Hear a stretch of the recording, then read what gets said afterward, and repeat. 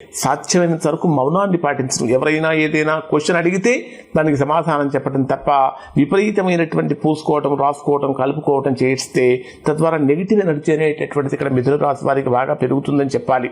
వ్యాపార పరంగా కనుక తీసుకుంటే రహస్యపరమైనటువంటి వ్యాపారాలు, ఎనలైటికలు, ఇన్వెస్టిగేషన్ రంగాలు ఇవి వీరికి చాలా చక్కగా ఉంటాయి అని చెప్పాలి. అలానే ఇక్కడ భాగస్వామ్య వ్యాపారాలు చేసేటటువంటి వారికి తృతీయ స్థానంలో కేతు వచ్చినప్పుడు భాగస్వామ్య వ్యాపారాలు బాగా ఇబ్బందులకు గురి చేస్తూ ఉంటాయి. కమ్యూనికేషన్ సరిగా ఉండకపోవటం వల్ల సమస్యలు అనేటటువంటి పెరుగుతూ ఉంటాయి. అలానే సోదరులతో కనుక కలిసి వ్యాపారం కనుక చేసినట్లయితే ఇబ్బందులు కలుగుతూ ఉంటాయి. మార్కెటింగ్ చేసేటటువంటి వారు చాలా ఇబ్బందులు పడతారు. ఎవరైతే మార్కెటింగ్ సేల్స్ ఫీల్డ్లో ఉంటారో ఈ మిథున రాశికి సంబంధించినటువంటి వారు, అటువంటి వారు కొంచెం కమ్యూనికేషన్ స్కిల్స్ డెవలప్ చేసుకోవడం కోసం ప్రయత్నం చక్కగా చేయాలి.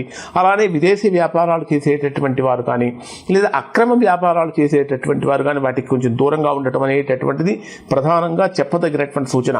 ఈ తృతీయ స్థానంలో కేతువు ప్రవేశించినప్పుడు ముఖ్యంగా మిథున రాశి వారికి ఆరోగ్యపరంగా అయితే తీవ్రమైనటువంటి ఇబ్బందులు అయితే ఏమీ ఉండవు. కొద్దిగా ఇంటర్నల్ ఫియర్స్ అనేటటువంటివి కనిపిస్తూ ఉంటాయి. ఛాతీ సమస్యలు కానీ లేదా ప్రయాణాల పరంగా మానసికంగా అలసిపోవడం అనేటటువంటిది కొంచెం ఎక్కువగా జరుగుతూ ఉంటుంది.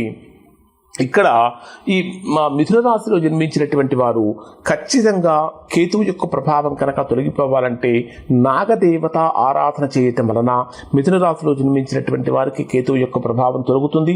అలానే నల్లటి నువ్వుల అంటే నల్ల నువ్వులతో తయారు చేసినటువంటి నూనెతోటి కనుక దీపారాధన చేసినట్లయితే పాప నివృత్తి జరుగుతుంది.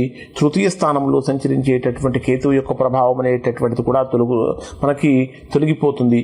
ఓవరాల్గా కనుక పరిశీలించినట్లయితే తృతీయ స్థానంలో సంచరించేటటువంటి కేతువు యొక్క ప్రభావంతో మిథున రాశి వారికి జీవితంలో వాక్చాతుర్యం, సాహసాలు, ప్రయాణాలు, సోదర సంబంధాలు వీటి విషయాలలో ఎక్కువగా జాగ్రత్తలు తీసుకోవాలి.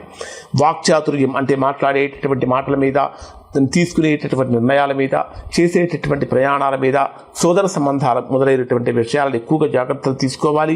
అలానే ఆధ్యాత్మికంగా ఎదుగుదలకు ఇది చాలా అద్భుతమైనటువంటి సమయం అని చెప్పాలి.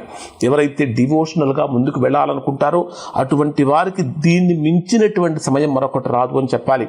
మరలా ఇంతటి గొప్ప సమయం రావాలంటే మరలా 18 సంవత్సరాలు అంటే ఈ 1.5 సంవత్సరం కనుక తీసేస్తే 19.5 సంవత్సరాలు వెయిట్ చేస్తే కానీ మరలా మీకు ఇంత గొప్ప సమయం రాదు.